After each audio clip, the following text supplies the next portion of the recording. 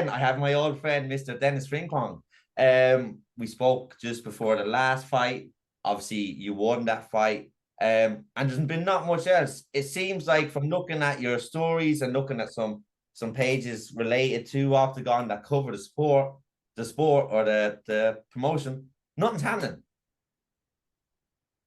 Well, let me go into this a little bit.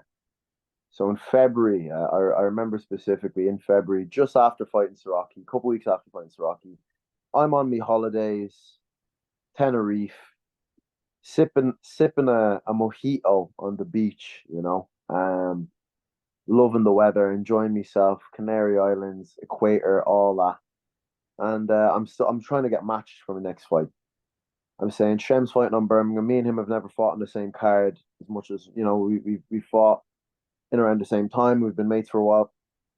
I said Birmingham's a good one. He's on it already. Get me on. I want one of these Czech boys. I want to go on a run, just smoking a few Czechs or Slovaks, whichever happens first. The Octagon have turned around to me and said, we don't have any Slovaks or Czechs. I said, okay, that's fine. I'll take anyone. They've offered me Callum Mullen. I said, I don't really want to fight an English guy. I'd rather a German or whatever. They said, nah, Callum Mullen's the only guy we've got. I said, cool. I'll take Callum Mullen. But if that's the case, then I want to fight on the Eden card, which is in 2 weeks from now. It would have been 6 or 7 weeks after my fight in Birmingham. And I wanted it against Andre Petrosek. Andre Petrosek agreed. This is all in February, by the way. Andre Petrosek agreed in February. He said, cool. I said, right, if I'm fresh after the fight with Callum, I'm good to go. I'll keep my weight down and I'll go on Eden if I beat Callum. They said, yeah, no worries. Made that agreement. We seen what happened. Smoked Callum. Easy work. Came out fresh. A little bit of a sore shin. Nothing that I'm not used to after a fight. And I made it look easy against the 6-2 guy. So obviously, straight after the fight, I've said, Eden, what we saying? Andre Petrosek, we have a score to settle. Andre Petrosek went missing. Andre Petrosek deleted his whole Instagram account. What? Deleted his whole Instagram. I tried tagging him in a post. Couldn't find him. Thought he blocked me. Everyone said they couldn't find him. He fucking deleted his whole Instagram. Yeah. Went missing. So now we're looking for an opponent. No one around. Called out all these Czech guys. Fucking called out Banik.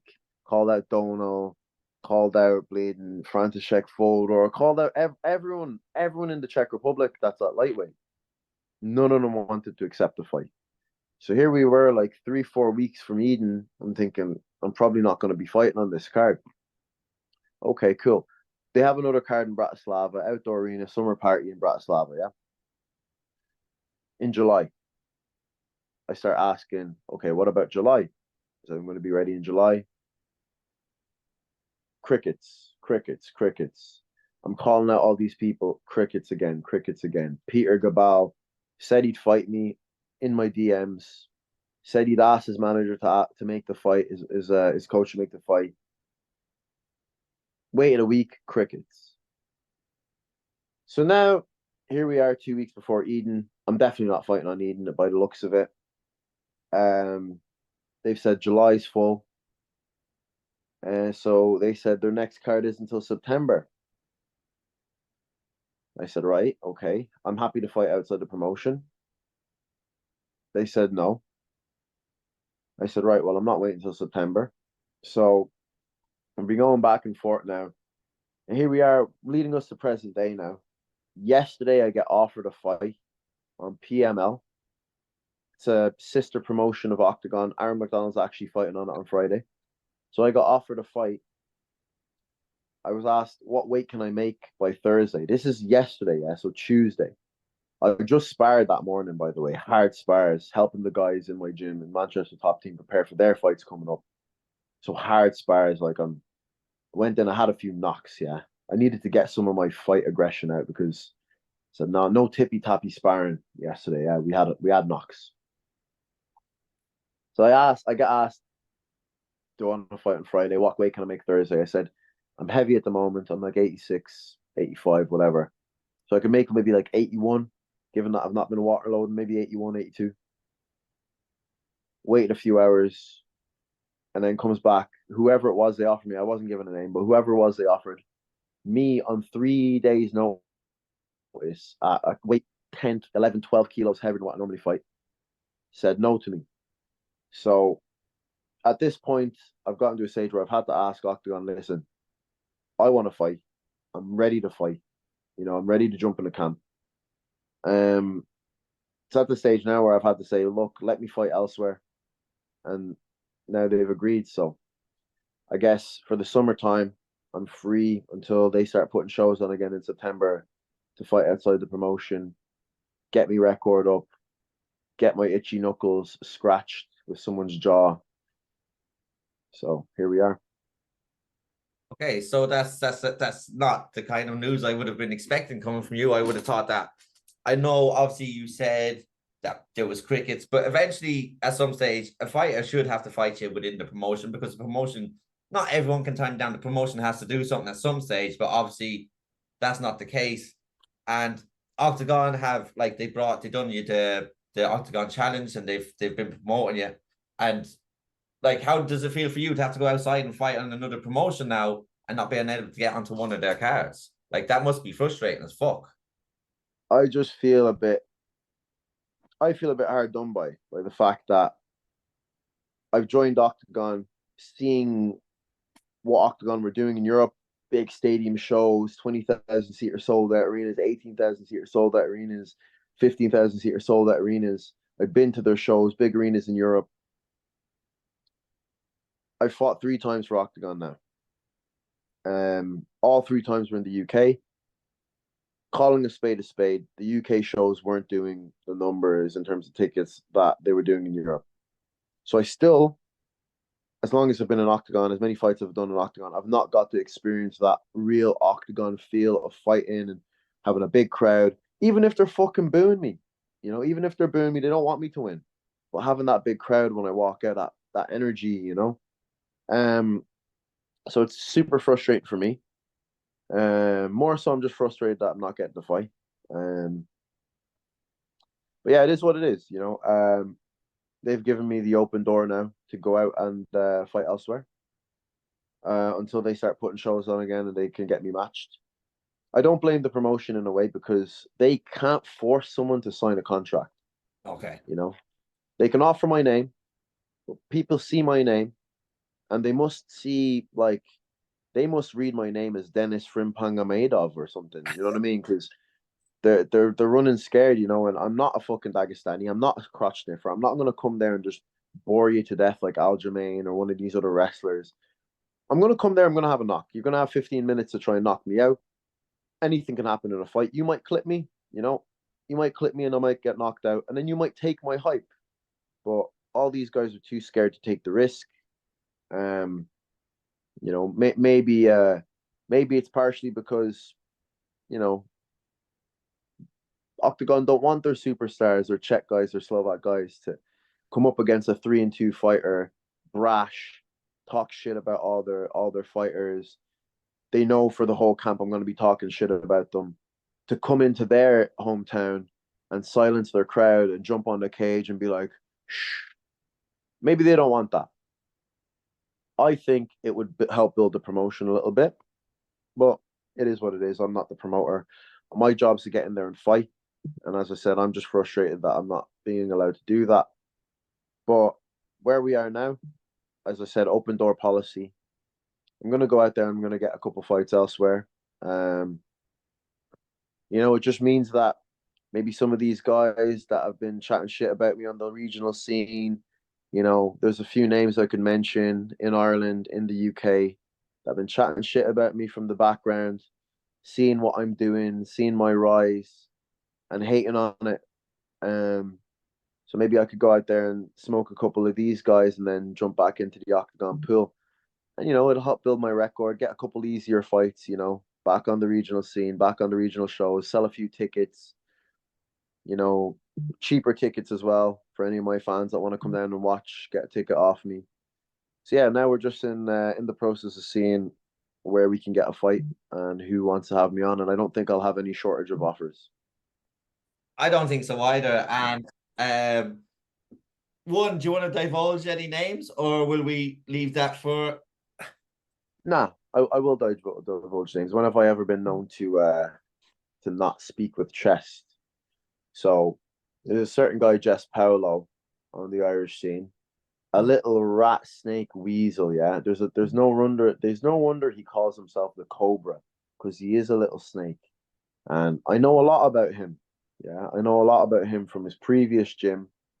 I know a lot about him because I live with Armand, his previous gym teammate, yeah, from Sanda. And I've heard a lot of rumors from him and from other people that he's going down to lightweight and he's going professional soon. He's been chatting shit about me, maybe not in public. One thing I will say about myself, I always chat shit about someone in public. I don't give a fuck. He's been chatting shit, whispering in people's ears, behind the scenes. When he's all in front of me, when he's in public, he acts all respectful, he acts blessed, because he knows I'd thump the head off him. But back doors, he's chatting shit about me, saying my striking's not all that. I'm overrated, all these kind of things. He's coming to Newcastle with Armand, and he's sizing me up when I'm cutting weight. And I said, listen, mate, you make 70 kilo. In fact, don't make 70 kilo. Make 74 kilo. I'll happily smoke you. I'll take your training wheels off you and I'll beat you over the head with them. It's that simple. As for the UK scene, obviously there's a few other names that people have mentioned me and stuff like that. Some of them are in Cage Warriors. I'm not going to mention them because I can't fight on Cage Warriors. That's one of the promotions that's ruled out for me. Yeah. Oh, bless myself. That's you. Thank you. Yeah, it must be all the bullshit from Jess getting into me nostrils. I'm allergic to that shit. But yeah, there's a few names that are on the scene in the UK that maybe just gone pro. Early days pro. That could be potential names. But yeah, at this stage, I just want to get out there and fight. You know what I mean? I just want to get out there and get the rounds in, get the cage time in, get a knockout on my pro record, because like I have knockouts. I have a knockout at pro rules, but as we know, they've been omitted from my record for whatever reason. But yeah, I want to get a knockout on my record and solidify myself. That's okay. I'd obviously seen something on Instagram, but that wasn't the name that I'd been expecting. I'm not gonna get in the middle of this. I like you, I like Jess separately. Whatever's happened between y'all is between y'all, okay? But in terms of getting a match, I don't think you're gonna be short of any offers. There is really good promotions in obviously the UK. There's a lot on Fight Pass. There's even obviously you said your Cage Wars isn't one, so I'm thinking any kind of semi-big promotions might be out of question as well across Europe. Yeah, I don't think I can do Cage Warriors, PFL, or any of them. Like, they're obviously competing promotions. But yeah, I mean, 971 might be one. Might have to get on to John Mitchell to get in touch with Munir and get me on there. I'd like to fight in Dubai again. That'd be nice. But yeah, there'll be offers there. There'll be offers there, and people know what I bring to the table now in terms of a fight. People know what I bring to the table in terms of skill set, and people know what I bring to the table in terms of promoting. So Yeah, and like that, you're just a self-promotion machine, just in your demeanor, the way you act, and it's mad. Obviously, you talked about Octagon there, that these guys are saying they're going to fight you, and I can see obviously when you're like 1-2, 2-2, you're talking all this shit to these guys. They see that as a huge risk. If they beat you, they were supposed to beat you. If they lose to you, then when they lose to me, when they lose to you is, and then so for them it's a lose-lose. Whereas I think on the UK and Irish scene, or maybe somewhere across Europe, like that, a lot of people will be looking at you. They'll want to, because the way I look at it is, someone smokes you, right? For example, they take your hype. that's it. Maybe they're looking at me going, "Oh, maybe if I beat Dennis, I'll get signed to Octagon." So let me just lay the gauntlet down now. Any lightweights in Ireland, England, Scotland, Wales, anywhere else in Europe, Anyone that wants to try and come see what the menace is really about, share the cage with me. Come try and take my hype. I put the challenge out now, and let's see how many take up the offer. Because a lot of people want to chat shit about, he's only where he is because he talks shit and all that. Well, come prove me wrong. Come prove me wrong, and come get your name out there. That's my challenge. We can fight on UKFC, FCC, Almighty, Fight Championship, Fight Star, whatever the fuck else. We can fight on any of these shows on the regional scene. Budo, I don't care. Yeah. Let's just get it done. Get me a fight. 70 kilos, 74 kilos, 75 kilos, 77 kilos if it's short notice. And let's get it done. Let's have a scrap and let's see who takes up the challenge. Okay, so this is very interesting. Obviously, that's going to be put out in a clip and that's going to be shared everywhere. So we're going to see what comes back from it. Did the Octagon give you like a limit of how many fights you could have in that time until September? Or As long as I'm good to go in September, I think I can have 3, 4 fights in summer if I want. You know what I that mean? would be very As long, listen, as long as the weight's all good, if I'll have a few fights at 74, 75, I can make weight really rapid for that. And what if I win 3 fights between now and September? What's that record then? 6-2. yeah. Then a lot of these guys that are claiming, your record's not good enough. You're 3-2. I'm not gonna fight you. Now, what you're gonna say when I come back to Octagon with that record? Do you know what I mean? Yeah, it's like that. Then you have the experience, and you experienced that at amateur as well, wasn't it? When you had like 2 fights, you were calling out lads that had 6, 7, and they said you don't have enough fights, and then you eventually met them in the end. And how'd that work out for them? I don't want to go into that because I like his bow, but Listen, it didn't work out well. It didn't work out well for people. They should have just took me when they had the chance. A lot of these guys will realize that soon as well at pro that they should have just fought me now. before you, Maybe had a chance of beating me, holding me down. The longer they leave it, the better I'm gonna get. You know what I mean? The longer they leave it, I'm only doing the game less than 3 years. The longer they leave it, the better I'm gonna get. The harder it's gonna be. The worse the loss is gonna look for them. You know. So it is what it is. yeah. And I was going to ask some. Obviously, you said fighters have agreed in principle. They said they go to their coach, their manager, whatever. Do you think it is the fighter then pulling out, or do you think it is people around them, maybe managers, coaches saying this isn't a good fight for you. This could go bad if you lose. Oh, 100%. I know it for a fact that with Hafein Nafuka, I think look, I say a lot of shit about him. I think he has balls. I don't think he's scared to fight me. I don't think most fighters are scared to fight each other. I think his manager's hiding him. I think because his manager said to me in private in the elevator when it was just me and his manager in the elevator, he turned around and said to me, "Look, me and you both know Hafini needs to work on his striking.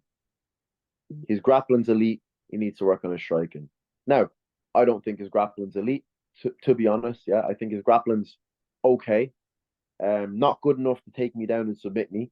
And his striking is really, really bad. To the point that like every round starts on the feet, and the first half of that round, I'm peppering him up, and we score on damage here in Octagon. And in the new rules, we score on damage, right? So you can't just hold on to my legs and expect to win. And every part of that fight, I'm going to be butchering him.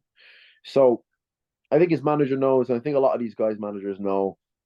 It's not a good fight for you, mate. You know what I mean? They might not even tell them like that. They might just tell them, look, don't bother with this guy. He's just a talker, blah blah blah. They might tell them whatever they need to tell them to give them confidence and not, you know, kill their ego. But deep down inside, they all know what would happen if they fought me. They all know. And I'm not even going to come out here and say, oh, I'm a big KO machine, but it's 15 minutes of getting peppered in there. And it's almost worse. You know what I mean? It's almost worse because you're not just getting chinned in the first round, recover for a couple of weeks and you're back. Your body's going to be hurting you for weeks afterwards. You're going to be thinking, 15 minutes I had to do something and I couldn't do anything. I didn't just get hit with a lucky shot. I got hit with several well placed, well timed, well aimed shots, and it's a scary prospect. I get it. I kind of half get it. But for me, could never be me. I would never run from any man in my own weight division. Yeah, no, it's strange, and like that, you said like it's less than 3 years, and you've had 5 pro fights. You had all your amateur fights. Like that's a crazy amount of fights in a short space of time. So like, how frustrating is this time right now for you? Because you must be like, obviously, like I said, you went on show. The challenge was a success. You've backed up what you've done. And now you're here. Like, are you like, because obviously obviously, and I'm not saying you're old, but you're like you said, you came into it late at an older age than most Yeah, people come into it. yeah, exactly. I came into it It's late, go like you time. said. Like, you need activity. Exactly. I come into it late. I'm 29 years old. I don't have time to be waiting around on the sideline. I just want to burn through everyone. You know what I mean? I want to burn through everyone, show everyone how good I am. I still think I've got another solid 8, 9, 10 years of balls to the wall fighting. But I want to get like 30, 40 fights, you know what I mean? Like, and that means 3, 4 fights a year minimum. I've had 2 this year. I want to try and get 5 this year, maybe even 6. My plan was to try and break the octagon record for most fights in a year, which was 7. Wow, that is a lot of fights. Um, you know, but this is a bit of an obstacle put in my way. But I've always had obstacles put in my way, not just in MMA, in life, and I've always hurdled them with precision, landed on my feet, and kept going to the next obstacle. So I'm going to do it with this. I'm going to smoke a few guys this year, and let's see what happens by the end of the year. Maybe they'll put me on Frankfurt to apologize for keeping me on the sidelines all this time. Well, I hope you get a fight. And this is something obviously that's curious to me is when you've no fight booked, obviously that's kind of your motivation is when you're aiming towards something. How do you keep motivated to keep getting better when obviously not that there's just no fight because there is breaks in between fighting where you know you're not going to fight for a while, but Yeah. it's just the kind of limbo. Like how what does that like? How do you keep stay motivated just to keep showing up, even though at the minute you're not sure where you're going to get the fight from? Well, uh, you know, I'll be honest. Yeah, I'm pretty much all or nothing kind of guy. At the moment, I've just been focusing on my strength and conditioning, getting really strong, and building a good base. Because a lot of the time in camp, I can't really do that. I'm dieting. I'm trying to lose weight. I'm not trying to gain weight. So at the moment, I'm just getting strong as fuck. Just getting, staying fit, ticking over, implementing new aspects to my MMA game. Because as I say in camp, I'm working on specifics. I'm working on a guy, that a game plan I'm gonna work out. Where now I can just focus on myself. I can just build my own skill set. And I'll be honest, mate. I'm the kind of guy that like we do camps and all that shit, but I'm the kind of guy that's ready to go at the drop of a hat. Like if someone pushed me in a bar, I wouldn't turn around to him and say, "Oh yeah, I'll meet you in 8 weeks, mate. We'll make this weight. I'll train for you, and you train for me. Like we're going then and there." So I'm ready to go. I'm ready to go this fucking weekend, bro. I was ready to go on Friday yesterday. Do you know what I mean? I weight 10, 11 kilos heavier than what I normally fight at, probably against a much bigger guy. I don't give a fuck. So yeah, I just know that at some point I'm going to be very active. So I'm enjoying the inactivity now. I'm getting to enjoy a bit of a social life a little bit, enjoy some rest, recover my body a bit, and just get strong, just lifting loads of weights. Yeah. Yeah, and it sounds like you're doing the right things as well. And like that, I've heard a lot of fighters say on the amateur scene when I talked that when they're active, like that, you're concentrating on a guy or a fight, whereas their skill improves during the time that they're actually not fighting. So we're potentially going to see a much, much better version than the last time, which is very, very exciting. I'm going to let you go. I want to thank you so much for coming on. Is there anything you want to say before you go, or anyone you want to shout out, call out? You can make your clip here. Yeah, I think I've called everyone out. Anyway, I haven't even called anyone out. I've just said I've laid the gauntlet down. I'm waiting for them to call me out now. I'm the A side now. You know, I just beat a big prospect in Callum Mullen. Just beat another guy just before that with 30 fights nearly. So yeah, it's on the rest of these guys now. It's an open table now. You know, now you don't just have to get into octagon to fight me. Let's get a fight made. Cage Legacy, Clan Wars, UKFC, FCC. Almighty, whatever the fuck it is. We get a fight made, and let's see who wants it. Also, Jess Paolo's a little snake rat. Okay, right. Hopefully that call out will get you someone. I would love to see you fight back. Sorry, back here. Fucking hell. You're right, Dave. Oh, 1 second. Man, I don't know what happened there. Fucking hell, Jess Paolo must have crawled down your throat, like. There's something stuck in my throat. That's what it is. I don't know what it is. But anyways, I would like to see you. I have to not fuck. I'm not even cut out. I would like to see you fight back here because I've only seen you fight the once, but we'll see. I gotta let you go. Thank you so much for your time. Thank you, Dave, for having me on again. I love, yeah, it was a pleasure again, as always.